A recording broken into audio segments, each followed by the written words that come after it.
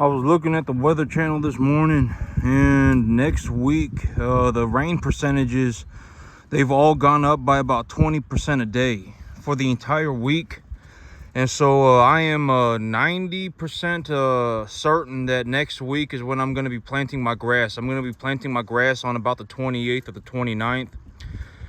And so right now, well, I was thinking about this too, but I've always said check the numbers, right? I always say check the numbers. You need to make sure whichever way you cut the pie is a whole pie, right? And so like when I take a look at what I got going on, and it's like, I was saying by the end of the year, if I'm really gonna, if I really continue forward, and if I continue forward like this, the tax year ends in April, and by April, when I take a look at everything that I got going on, for me to invest enough capital properly, it's going to be a multi-step thing. But at the end of the day, the long story short, and I can go into detail. I'll go into detail with y'all about that. But at the end of the day, by April of next year, I would need to put 200 cattle on my field if I am going to reduce my income tax burdens to zero. And here's another way to look at it. You see this animal right here? This animal right here is probably about 550 pounds. This one right here. If I sold this animal, and I've always said that my benchmark animal, in terms of my overall business plan, what is my benchmark animal? My benchmark animal is a 200-pound animal that I purchase at a 10% deduction of the feeder cattle price that I cut in half. That is the benchmark animal. And if I sold this animal and I went and I purchased a benchmark animal, the 200-pound animal, number 1 to 1.5 type medium large frame, and I utilized the feeder cattle formula, I would effectively be able to purchase more than 2 cattle. I would be able to purchase 2 cattle, and then I would also be able to, I would have a couple $100 left over, more than likely. So if I sold these animals, and I'm looking to sell these animals at about $650, $700. And so, it's like, that's another way to look at it. If I sold these animals at $650, $700, and I went to the sale barn and I purchased number 1 to 1.5 type medium large frame animals, I just followed the business plan to a T. And I've always said that the business, these plans are not made for perfection. They're made to just give me a direction, right? And I look over the plans and make sure that they are objectively correct. It's not just like I'm going to go on a mystical, magical adventure, and when everything works out for me in a spectacular fashion, I'm just going to, go walking off into Wonderland. That's not how things work. All right, I have this formula. I'm going to purchase these type of cattle. With this formula, I'm going to invest this much money per animal. And when I do that, this is how it ultimately turns out, right? That's the direction that I'm going to go. And another way to look at it is, if I sold one of these animals at $650, $700, if I sold this animal at $650, $700, I would make enough money to purchase 2 cattle, and I would still have a couple of hundred, maybe like $200 left over. And so that's another way to think about it. So if I sold these animals and I take a look at the average weight of my herd, and I say, the average weight of my herd is probably whatever, 450. I believe that the average weight of my herd is 450. I have them on a 65-70% TDN diet, 12 to 14% protein or so. And I anticipate that they're putting on about 75 pounds a month. How else can I double check that? How else can I double check that they're putting on about 75 pounds a month? Right? I can wrap my arms around the chest of the animal. Right? I can go and take my measurements. I can, like some of these animals, like this one right here, he'll let me walk up to him and let me pet him. You see this right here? He'll let me walk up to him and pet him. Oh, actually, this is not the one that's gonna let me pet him. But there's another red one that looks just like him, and that's number 16. But there's number 19. Some of these animals will let me pet them. About 1 to 3 of these animals will actually, this is a good example of an animal that will let me pet them. This is Missy Miss right here, the one that got antibiotics. And you see this? I get all up on her, everything, and she doesn't run away or nothing. She just doesn't care. So animals like this one, I can measure this one. I can take the measurements of this one, and I can see what the estimate weight of that animal is. And if I have an estimate weight for that animal, and that animal is standing next to another animal, and she's bigger than that other animal, then I can just kind of gauge how much the other animal weighs. And so it's like, and then what's another way, what's another way to check, how much your animals are gaining? If your animals are going up on the body conditioning score, they are more than likely gaining more than 2 pounds a day. If you have an animal that is a body conditioning score of 5, and you continue to raise them at a body, if you have an animal that is at a body conditioning score of 5, and in 3 months you wake up and the animal is still at a body conditioning score of 5, then they're probably putting on closer to 2 pounds a day. If they're putting on more than about 2.25 a day, if they're putting on about 2.5, 2.75, 3 pounds a day, then they will actually start becoming obese. Right? I talk about, there are a lot of ways that you can check the information. So these animals, if they are going up on the body conditioning score, if they are becoming fatter, then they are gaining more than likely they are gaining 2.5 pounds a day or more. They're gaining more than 2.25 pounds a day. And depending on how quickly they are becoming obese, you can actually determine how much weight are they putting on. And if you're looking at body conditioning score, what is the easiest way to do it? You look for the ribs of the animal. You look on the ribs of the animal. If you can see one rib, if you can see the last rib on your animal, the animal's a body conditioning score of 5. If you can see multiple ribs on the animal, the body conditioning score of the animal is lower than a 5. The animal is emaciated. It's very simple, right? It's simple information. If the answer has not changed. It's like learning the answer 2 + 2 is 4. Like when you go to school and you learn that 2 + 2 is 4, that's just the answer, okay? It's like if you think that 2 + 2 is 3, then it's too late. All right, and I'm giving these answers because these are objectively the answers. If you have a better way, if you have a better methodology or whatever, like if you're raising Jersey, and I actually talk about this, but if you're raising Jersey cattle, if you're raising dairy cattle, if you're raising dairy beef cross cattle, they're going to be more, they're going to show more bones. Their bones are going to be more pronounced. They're not, so you also have to consider that. But a majority of my animals, almost all of my animals are number 1 to 1.5 type medium large frame. I have a couple of plainer animals, maybe 2 or 3 plainer animals. But a majority of almost all of my animals are number 1 to 1.5 type medium large frame. And also, if all of my animals, if the majority, if like 98% of my animals, if 95% of my animals are at a body conditioning score of 6, right? And think about it this way. Like if I am almost always, when I bring home an animal, they're probably at a body conditioning score of 5 or less. Almost all of them are at a 5 or less. If I take a look at my herd and I have one animal that looks like they're showing bones, right? I have one animal that looks like they're showing bones and they're eating properly and everything. And it's like, I'm not going to gauge the entire health of my herd by looking at that one animal. I'm going to consider that animal individually. Is something wrong with the animal? Is the animal just more of a bony type animal? Like maybe it's a dairy cross, right? I mean, I don't know. But when I look at the entirety of my herd, right? I mean, the entirety of my herd, I would say that the average body conditioning score on my herd is about a 6. And I've talked about this, but really you want to be at a 6 or a 7. If you really want top dollar, and I'm not the one that came up with this answer. If you want to know where I got this answer from, I got it from the guy who was working at Tyson Meat Factory. All right, and I've always, I don't remember exactly, but I remember it was a very informational PowerPoint that I watched. There's a man, he's got a presentation. He does like a PowerPoint presentation, and I'm not sure if he works with the USDA but he works at a meat factory. He works at a meat factory and he's got a PhD and he's been doing it for a long time. And that's his entire career. He takes a look at living animals. And then they harvest the animal. And when they harvest the animal, he grades the animal. The animal is a USDA choice. The animal is a USDA whatever, right? I don't know the different USDA categorizations, but he talks about the grading of animals. Like, let's say you have a living animal. How do you determine how much fat is on the animal? Well, you can go up to the animal's back and press down on its back, and you should be able to feel how much fat is on it. The animal's going to look like this. And if you have an animal that looks like that, then it's going to yield less, etc., right? That's the man. And he essentially talked about, and a part of his presentation was that you want fat on the animal. Because if you don't have fat on the animal, nobody wants to eat a hard steak, right? Like if you get a piece of steak and the steak is just rock hard. I mean, this is very difficult to chew. People don't want to eat that. So fat makes the meat tender, right? And so you want some fat in the animal. You want fat in the animal.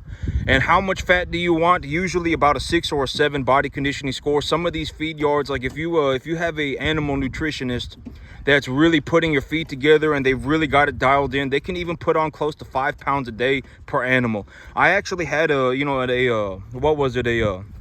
actually had a Brangus animal here that I accidentally bought. I had bought that one animal, and he was 820 pounds, and I accidentally bought him. He was like 820 or 840 pounds, but that one animal, I actually managed to put 4 pounds a day on that animal, but he was also very emaciated. When I brought him in, he was very thin. And so I put 4 pounds a day on him, but he was also very thin. And I don't know, but when the animals get bigger, they'll eat more. I talk about that too all the time, right? If you have an animal that's bigger, they'll just eat more food. And so, I actually had that one Brangus animal here that one time, and I accidentally bought him. He was like 820 pounds. 840 pounds, and I managed to put about 4 pounds a day on him. But but there are a lot of ways you can double check your information. Like if you take a look at your information, you should be able to cross-reference something else, and your information should still be correct. All right, it's like it's like, how do you determine if your feed is going, it's like if you're utilizing this feed and et cetera, then how do you know that your feed is doing good for the animal? Well, you can check their manure. You can check their manure score, right? You can check their body conditioning score. You can check how much fat is on their back. You can check all of these different things, and when you check all of these things and you double check, you 5,000 check everything and make sure that you're actually being objectively straightforward, right? You're actually objectively correct, then you're doing good, right? I mean, you take a look at your animals are at a body conditioning score 6. How do you know that they're at a body conditioning score of 6 or higher? You don't see any ribs on the animal. You don't see any ribs on the animal. When you go around and you take a look at their manure patties are, the manure patties look good, right? The animals are fat, the manure patties look good. They're gaining weight properly, et cetera, then you can double check your information by cross-referencing other information, and it should all line up. And this is another way to look at it. I would say that in terms of like the numbers that I've been talking about, right here in about 6 months, I'm gonna have to buy about 200 cattle. Here in about 6 months, I'm gonna have to buy 200 cattle. Here's another way to cross-reference that information. The average weight of my herd right now is probably at about a 450. 90% of my herd or more is a number 1 to 1.5 type medium large frame animal. The body conditioning score of my average animal is a 6. I would anticipate that they're putting on about 75 pounds a month across the totality of my herd. If the average body conditioning score of my animal is a 6, their average weight is a 450. And I have 7 months until the end of the tax year. I have 6 months until the end of the tax year. Realistically, within about 3 months, I am going to have sold a majority of these animals. Within about 3 or 4 months, a majority of these animals are already going to be at 650, 700 or higher. And so I'm going to have liquidated these animals. When I liquidate these animals, if I sell one animal, if I sell a number 1 to 1.5 type medium large frame animal, body conditioning score 6, 700 pounds, 650 pounds, and I utilize my business plan, the benchmark animal for my business plan, every time I sell one of these animals, I can buy more than 2 animals. I can probably buy 2 animals and still have like $100 or $200 left over. So right there, right off the bat, by the end of December, I'm going to have like 70 animals. And if you think about it like that, it's like, well, if it's December and I still have 4 months before the end of the tax year, my herd is going to, the animals that I bring in around December, they're going to get bigger. And when they get bigger, what's going to happen? I'm going to be checking my balance sheet. I'm going to be looking at my balance sheet. I'm going to determine how much, if I'm which I probably will, I'm looking to really utilize debt to purchase cattle and just hold on to my cash. And so if I utilize debt to purchase cattle and I purchase them in December, by the time it's April, my herd is going to have gone up in value. I'm going to appraise the herd that I have. I'm going to determine a monetary value for the herd that I have. I'm going to take a look at my total debt. And then if I'm net positive, I'm going to invest the difference into the animals. And also, at the end of the tax year, I'm going to have to ask my CPA about this. I'm going to have to ask my accountant about this. I've always said, if you have questions about your taxes or your bookkeeping, what should you do? Ask your accountant, right? I talk about that all the time, right? And so when I take a look at the information, I'm pretty certain that I can only deduct half the cost of my animals. I'm pretty certain. So it's like, if at the end of the year, if I have made, 140 grand, then I actually need to invest 280 grand to get rid of my taxes altogether. But there are other things that I can invest in, right? I talk about my investment funnel, and I've also purchased my new tractor, right? I've purchased my new tractor. I get a tax deduction for that as well. So realistically, I honestly think I probably have to end up purchasing about 150 to 200 cattle by April. That's what I am anticipating. That's what I'm getting ready for. That's what I'm anticipating. And so, but I'm pretty certain that, and here's the thing. And I talk about this, but it's like, and I actually wanted to go in detail about this too, but I've always said that the money is the easy part, right? The money is always the easy part. And I think that right now, if I say it, it's gonna open up your perspective. Why do I always say the money's the easy part? It's October and I've already got the funding for my deal done. Okay. For me to go on my new business venture, for me to, essentially increase my cash flow by 250%, it's going to cost about $2,500 a month. Okay. And I've even been talking about this, because the direction that I'm going right now, when I take a look at the overall quality of my assets, when I give my assets an appraisal value, when I take a look at what I'm doing and I take a look at my timeline, between now and April of next year, I will have to purchase probably close to about 150 to 200 cattle. That's what I am anticipating. And I don't want to be in a situation where I'm on a 10.5 acre field with 150, 200 cattle. I don't want to be in that situation, right? That's not something that I realistically, that's not something I want to do. And so when I take a look at the overall situation, my herd is going to grow no matter what. Okay, and if I don't grow my herd, if I don't expand my business, I'm going to have to pay about half of my money in taxes. Half. I've always said that there is no holding on to the money. If you make money, you're going to have to pay taxes on it. And in terms of my tax bracket, it's about half of my money. If I make $350,000, I have to pay like 150 grand. And, so the money is gone no matter what. I do not get to hold on to the money. That's a fallacy. I don't even know what the word fallacy means, but I mean, it's not true, right? I mean, I'll go into look it up, but you cannot hold on to the money. That's the situation that I'm in. I'm telling you my life. This is what's actually going on with me, right? And I always, and my perspective is like, I may legitimately be the most successful cattleman on the entire planet. All right. In terms of the overall broader economy, I made money in the top 0.00001 percentile of the entire U.S. economy, not just farmers, the entire U.S. economy in the year 2024. And I'm probably going to do better in the year 2025. I would bet that I'm going to do better. And this is what I actually do in my life. All right. This is and this is probably the only time you're ever going to get to see it. You're probably never going to get to see it again. I'm just going to be I actually don't know anybody that essentially lives like me. I don't know anybody. It's like when I talk to them, it's like, I'm investing in these assets. I got these tax deductions. I got this coming up and I got this business that I started and I'm, massively in the positive. I have not met anybody in my life organically by just going around in the world and just meeting people. I have not met anybody that's done what I did. And I'm not saying that I'm not saying that to be like, I'm fiddling my own diddly. I'm whatever. I'm just saying I'm just saying that as sincerely as I can. I'm just being as honest and as straightforward as I can. And if you take a look at the entire U.S. economy, it's like, there were only 20,000 people in the entire country that generated as much money as me in the year 2024. And if you really consider that would mean that if you had a room full of 333.4 million people, there would only be 20,000 people in that room that made as much money as me. That's the reality of my situation. And so when I take a look at everything and everything that I got going on, I'm just telling you, this is what I am anticipating. This is what I see going forward. I take a look at the quality of my assets. I take a look at the overall, I take a look at what's going on with my assets. I take a look at, these animals, body conditioning score, what kind of animals do I have, how much do I anticipate they're gaining, are they on track and everything, right? And when I take a look at everything, I'm going to have about 150 cattle, maybe, because I bought that tractor too. I bought that tractor, that tractor got me a good tax deduction. And so I don't have to, push myself to really just split my chops open to put animals together. And so that I actually think that turned out very well for me.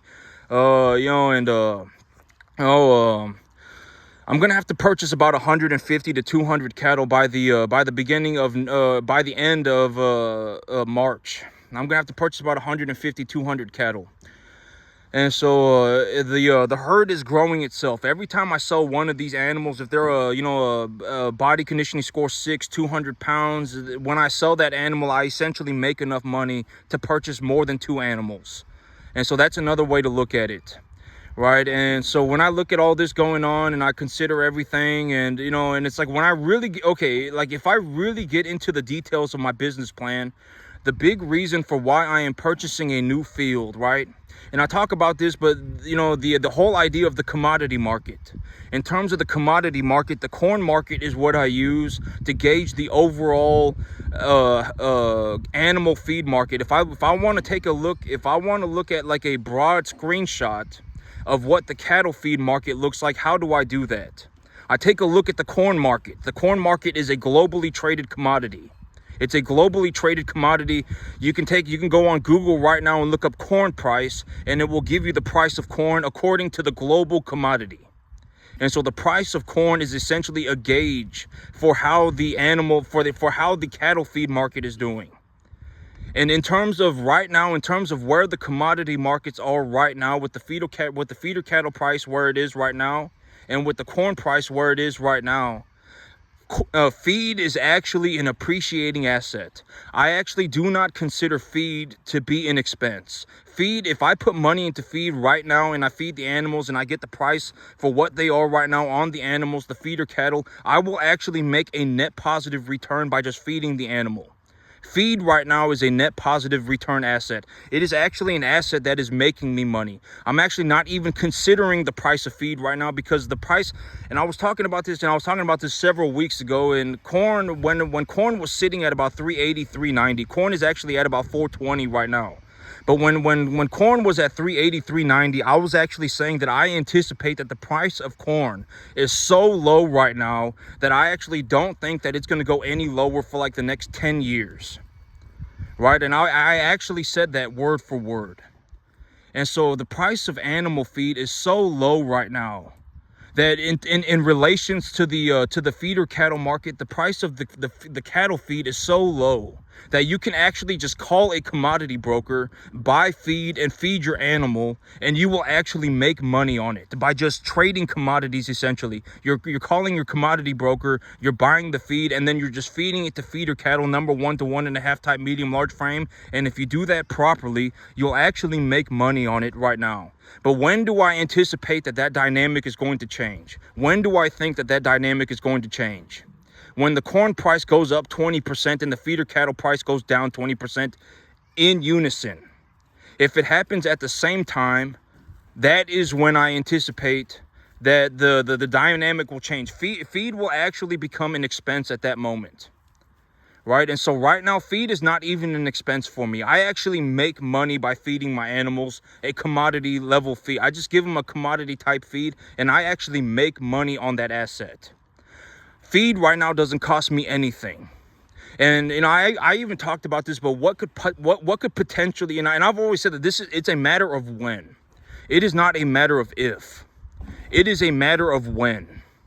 When the corn market goes up 20% and when the feeder cattle market goes down 20% in unison, the market will no longer be favorable for raising feeder cattle on commodity feed. You're essentially going to be stuck in a situation where you have to run like 1,000 cattle a year to make like 60 grand. And I wouldn't touch that business with a 50,000 foot pole. Why would you touch that business? You might as well just go and do something else, right? I mean, you're going to be miserable. And so, you know, when I take a look at everything and what is something that could potentially cause it to happen, a minor drought, not even a severe drought. If there was a minor drought at all, the price of corn is going to go up and the cattle price is going to go down. I can almost get, you know, that's what I anticipate the next potential thing is that could cause this problem with the cattle market.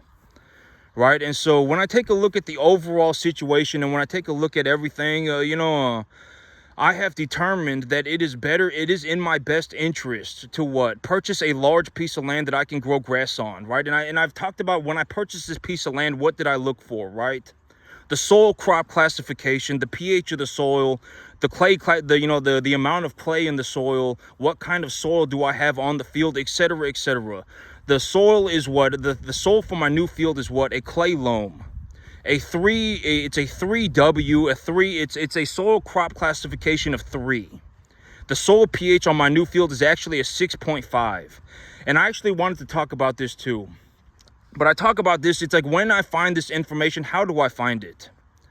I go on Google and I type in soil web like a spider web, and soil like the soil. I just type in soil web and I press enter, and then boom, there's a website. You go on that website and you look up your GPS coordinates, or you look up your address, and it will legitimately tell you like inch by inch on what your soil is. On the top 3 inches of your soil, on the top 6 inches of your soil is this pH. Your soil is this much clay. Your soil has this much calcium carbonate, percentage. The next 6 inches, boom, boom, boom, all the way through your entire soil profile. It will give you the information for free. The information is free. You don't have to pay anything for it.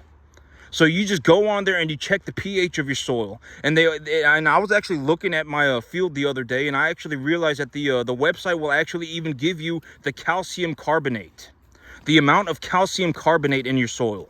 And I've always said in terms of soil pH, what are the factors that most drastically affect the pH of your soil? What are the 4 molecules that are the most responsible for affecting the pH of your soil?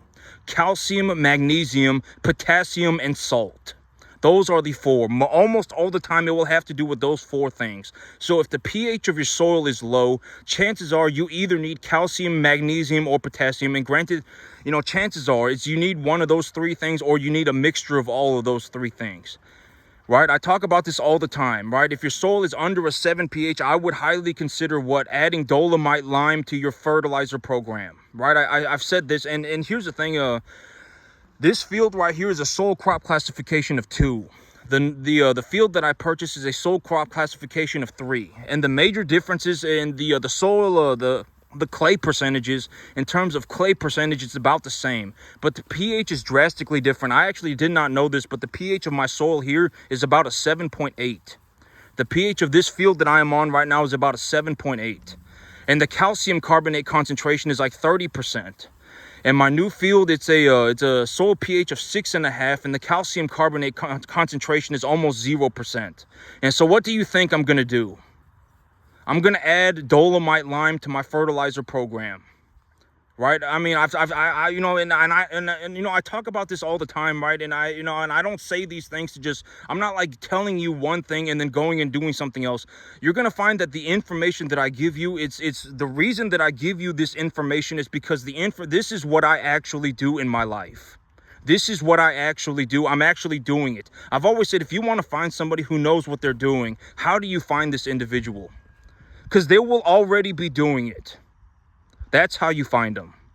And when you take a look at this, I may legitimately be the most successful farmer on the entire planet. All right, I make more money on a 10.5 acre field than most people make on 1,000. All right, you should consider that. You should just take a look at it for what it is, and then actually go and look into it. I make more money on 10.5 acres than most people make on 1,000. All right. And so, and I'm not giving you this information, and I'm sincerely giving you this information with the intentions of giving you the best information that I can. Nobody did this for me, and I still made it. Nobody did this for me. Nobody was like, you can go on this website and then, here's how plants grow, and these are the cattle that I raise, and this is how I budget how much I'm going to purchase. This is how I budget how many cattle I'm going to purchase. This is how I budget how much I spend per animal. This is how I make my business plan. And, and nobody showed me how to do this. And I still made it.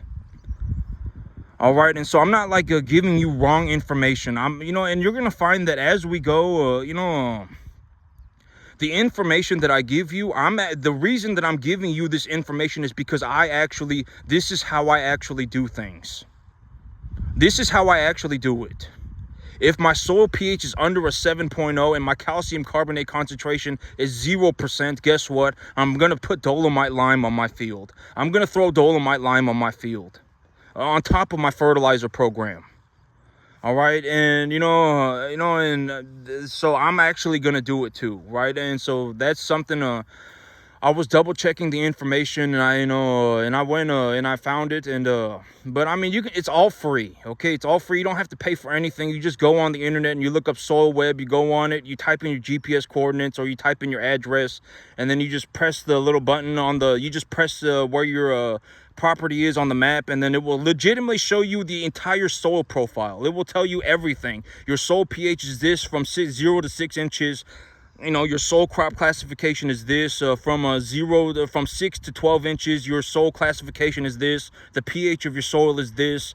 The calcium carbonate concentration is this. Everything. It will legitimately tell you everything for free. And then you can utilize that information as a part of your of your business planning, as a part of your crop planning. I've always said that in terms of farming, you're not just a crop man, you're not just a cattle man, you're also a businessman, right? I've always talked about this. You need to learn how to grow crops, you need to learn how to run cattle, and you also need to learn how to run a business. If you cannot do all three, then you're probably not going to make it as a farmer. And I'm just going to guarantee it. I mean, unless you want to be in a situation where it's like, you can run the cattle and you can't grow the grass, and you're not really good at the business. And then you're stuck in a miserable situation where it's like you only make it 33% of the time. You want a 33% success rate for your business. You want to make $60,000 a year over the long-term average. You want to make $60,000 a year running 1,000 calves a year, then knock yourself out. Have fun doing it. I wouldn't touch that business with a 50,000-foot pole. All right. I mean, you might as well just go and do something else, because it's like, are you really, is that really what you want to do? You want to run 1,000 cattle a year to make $60,000 a year on the long-term average? Is that really what you want to do? If someone told me that was the business, I wouldn't touch that business with a 10,000-foot pole. All right, I wouldn't. Why would you even consider doing that business? That would be a miserable business. And so, but I mean, if it's you, I mean, maybe if that's really what you want to do, then have fun doing it. I mean, if that's really what you want to do and you've really dead set yourself on doing it, then have fun. I wouldn't touch that business. I would just go and do something else. I'm just going to be honest. And next week I'm going to be planting grass. Everything, I got everything rolling forward. I'm actually doing significantly better than I ever thought I would. And I actually want to talk about this, but the idea is that money is the easy part. Money is the easy part, and if you take a look at my situation, take a look at the things I'm talking about, right? Within the next 7 months, I'm going to be running probably close to 150 to 200 cattle. All right, and think about it this way. When I say money's the easy part, and it's easy, and I've always talked about, if you want to get financing for your deal, how do you do it? If you come off as a poor person, if you speak like a poor person, and I've always said, if it looks like a duck and it sounds like a duck, then it's probably a duck. If you look like an idiot and you sound like an idiot, then you are probably an idiot. And if you come off as an idiot, your life is going to be miserably difficult almost all the time. So, when you go and you talk to the banker about your deal, the number one thing is what you never want to sound like a poor person. You don't want to sound like a poor person. Okay, if you act like a poor person, if you sound like a poor person, I can almost guarantee you are doomed forever. Your life will be miserably hard forever. And what are some things that that poor people say? What are some things that poor people do, right? Right, I mean, I'm out here to make buddy buddy pow pows, right? I want to go on a mystical, magical adventure. I have no idea what I'm doing, but I'm going to throw a Hail Mary into the middle of nowhere. You may not think that that's what you're saying, but that's what it comes off as when you speak about things, but you should consider that, right? And what are some things that you should actually talk about? How well you are doing with your money, right? I put $2,000 into this thing, and I made $20,000 back. I put, my farm is doing so well that it doesn't cost me any money. It actually makes me money. If I stopped farming, I would actually lose money. My assets are going up in value. I found $100,000 that I hadn't, I had a $100,000 worth of equity that was just sitting in an account that I did not even consider, and now I want to access that money so that I can go on a new business venture. My new business venture is going to cost me $2,500 a month, and my new business venture is essentially just going to be an expansion of what I'm doing right now. And what I'm doing right now makes me a ballistic amount of money. That's the kind of stuff you want to talk about, right? And and when you speak like that, it's like more people are more likely to give you deals. People are more likely to want to do a deal with you. Hey, I want to do a deal with this guy. Why? Because he doesn't sound like somebody who's just gonna go and then just whatever, right? Go running off into the middle of nowhere for no reason. Like this guy, he probably is gonna do it. I mean, and it's like that's how you want to communicate. Right? When people listen to you speak, what should happen? It should sound like what you're doing is very important to you. It's very important. It's unbelievably important. You can obviously tell that this guy spends a lot of time thinking about and doing this business. You can tell. You can tell when you just communicate with this individual that this is obviously very important to him. You can just tell. Then if that is how you are, then people are more likely to do deals with you. Because if you walk into a bank and you say you don't have money and you want to throw a Hail Mary into the middle of nowhere, they're going to ask you to leave. They're going to say, nobody cares about your, essentially that's what they're going to say. Nobody cares about your mystical, magical journey. Have fun. Don't drag me into being poor with you. That's what they're going to say, more or less. Okay, and, because here's the thing, and listen to the things that I've been saying. My deal is going to cost me, $2,500 a month. And with this deal, I'm going to have to run 200 cattle in the next 7 months. What do you think is more, like when I take a look at my situation, what do you think is more, what do you think is actually more difficult? What do you think is actually more difficult? Running 200 cattle in the next 7 months or making $2,500 a month? It's not even comparable. Running 200 cattle in the next 7 months is going to be monumentally more difficult than it is to make $2,500 a month. I'm telling you, money is always the easy part. Money is always the easy part. It's very easy to get funding. You just have to clearly communicate your business. You clearly communicate your business. You don't come off as a poor person. Boom, congratulations, here's the money. Right? I mean, it's $2,500 a month. It cost me $2,500 a month for me to make 50 grand. It cost me $2,500 a month for me to make 40 grand. The $2,500 a month is negligible. Running 200 cattle in the next 7 months is going to be monumentally harder than it is to make 75 or to make $2,500 a month. Monumentally harder. And with the direction that I am currently going, when I take a look at the assets that I have and I praise the assets for what they are, I take a good, hard, objective look at the assets that I have. This is the direction that I anticipate that I will go. Over the next 7 months, I'm going to have to purchase almost 150 to 200 cattle. That's the reality of my situation. And if I don't do that, what's going to happen? I'm going to have to pay like half of my money in taxes. All right, that's legitimately the direction that things are going. Right? I'm not just coming up with this stuff. It's not like a mystical, magical adventure for me. This is actually happening right now. I'm actually doing it. And when I talk about things, it comes from the perspective that I'm actually doing it. I'm not just going on a mystical, magical journey. I'm actually doing it. And that's very important. You should find people who are actually doing things. And it's like you should consider the result as well. Like, here's a guy who makes more money on a 10.5 acre field than most people make on 1,000. Right? If you take a look at what he's doing, I mean, in reality, what you would need is like 5 PhDs put together. Right? You would need a PhD for the animal feed. You would need a PhD for the animal medication. You would need a PhD to whatever for the cattle, for the the cattle whatever welfare, and then you would need a bunch of interns running around, putting food out for the animals and collecting data. And it's like, here's a guy who legitimately does like the work of like 12 university level people put together. Like, if you had 5 PhDs and 7 interns, they would more or less be doing this. Right? And in terms of a monetary number, it's like, here's a guy who legitimately managed to get into the top 0.00001 percentile of the entire US economy in the year 2024. If that's another way you want to look at it. If you don't want to look at it from the scientific angle, you want to take a look at it from the business angle, from the monetary angle. It's like, here's a guy who legitimately made more money on a 10.5 acre field than most people make on 1,000.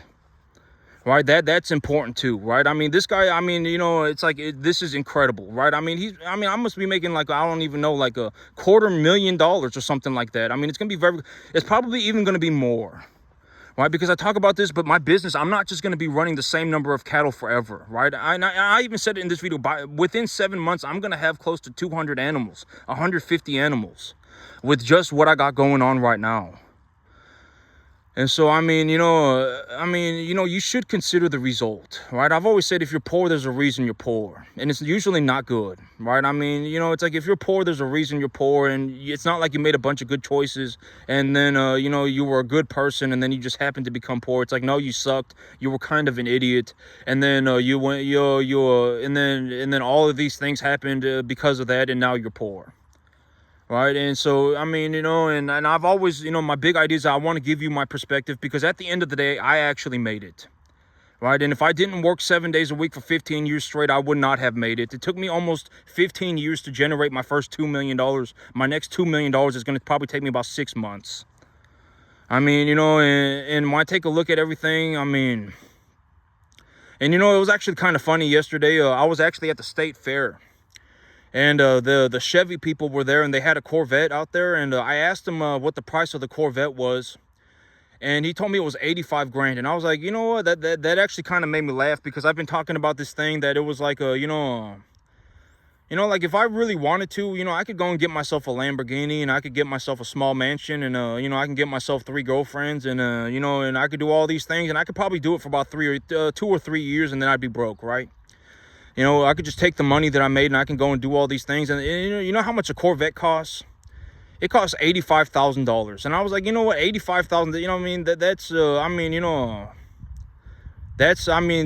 That's actually laughably cheap.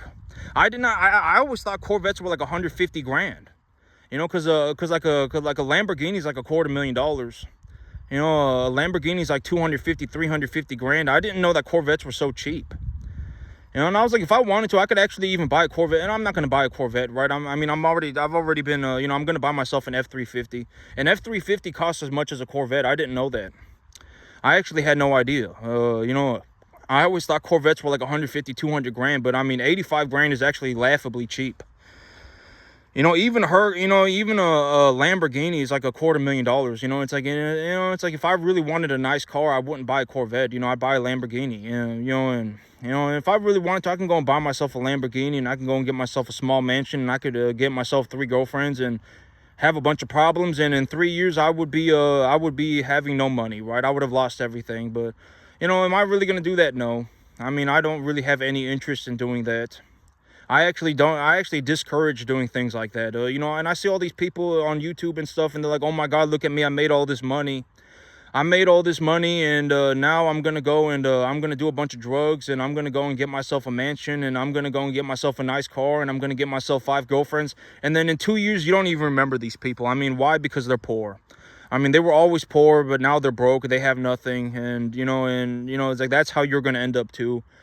You know, and I actually don't encourage acting like that. You know, and maybe when I give my perspective for whatever reason, you know, I think that, you know, I legitimately believe that maybe 1 to 3 people will actually benefit drastically from the things that I do and from the things that I say. And, you know, if you get to see me do it in real life, it will influence you in a good way, right?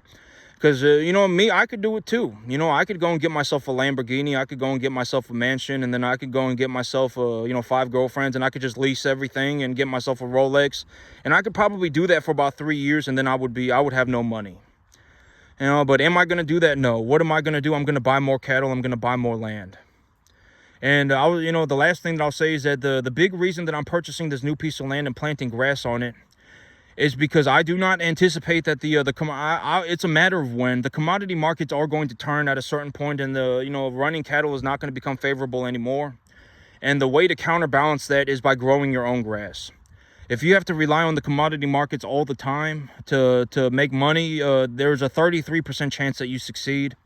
If you learn how to grow grass at a very high level, and you put your animals on the grass, you don't have any equipment, you don't bale it, you don't cut it, you don't do nothing with it, you just put your animals on it and they chew it all up, your chances of succeeding go over 99%. Granted that you manage the resources properly, you manage your grass properly, you manage your cattle properly, you know, you manage your business properly, then your chances of succeeding go over 99%. I make a ballistic amount of money doing this, a ballistic amount of money. You know, it's you know, even in terms of net positive cash flow, in terms of net positive cash flow, I'm net positive almost $80,000, you know, dollars a year, and I still retain equity in my assets as well. And, you know, when I take a look at my overall income, it's probably close to about you know, $250,000, $325,000 a year net take home pay. That's how much money I bring home a year, you know, and my income tax burdens are nearly zero. So those are my numbers, and I'm on a 10.5 acre field. So that's it for me today, YouTube. Y'all have a good one.